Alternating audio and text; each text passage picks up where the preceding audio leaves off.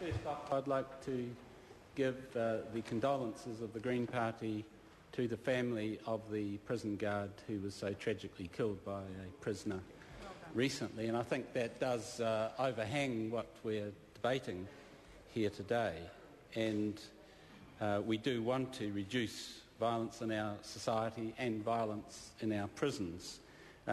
David Garrett says that this bill is about reducing the number of victims, and I believe he is sincere that that is the aim of the bill. I just happen to disagree that this bill will reduce the number of victims of crime, including serious violent crime in our society. And I think Chris Hipkins was right in an earlier speech that we should be focusing on prevention, which includes rehabilitation, and not on retribution. And so partly what we're discussing here is a different philosophy of how to deal with people who commit crime when they're in prison. And there was an interesting article in the Time magazine of May 10th this month about Norway's second largest prison, which opened on April the 8th,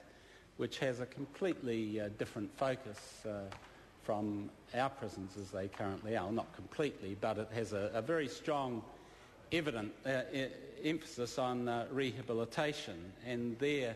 concept is that being in prison itself is the punishment, and then all the effort should be placed on rehabilitation. And the prison governor said that in the Norwegian prison system there is a focus on human rights and respect. Later on in the article it talks about the prison guards having meals with inmates, all kinds of things that are really pushing people on the road to rehabilitation. And they give some statistics that 20% of Norway's prisoners end up in jail after 2 years after their release. I haven't got the exact New Zealand figures to hand, but they're much, much higher, and the prison numbers as a result of this lack of relatively low rate of reoffending means that Norway, which is about the same population New Zealand, has 3,300 prisoners, whereas I don't know what the current figure is in New Zealand, 8,500 to 9,000, about 3 times as much for the same population. So I think we can learn from that to take and to just say, well, let's abolish parole for a certain category of prisoners, which is essential for their transition from prison to society, is just going completely the opposite direction, and won't, and only raises the rate of reoffending and raises the rate of violent crime that this bill is intended to deal with. Judith Collins in her speech said there were those who will never learn, and that's directed at that section of the prison population. And sure, there may be some prisoners who are so distorted in their personalities, etc., that they will never learn, but I think the approach is not to define prisoners because of the nature of the crimes they commit as being because of that, beyond rehabilitation. The potential for rehabilitation is partly an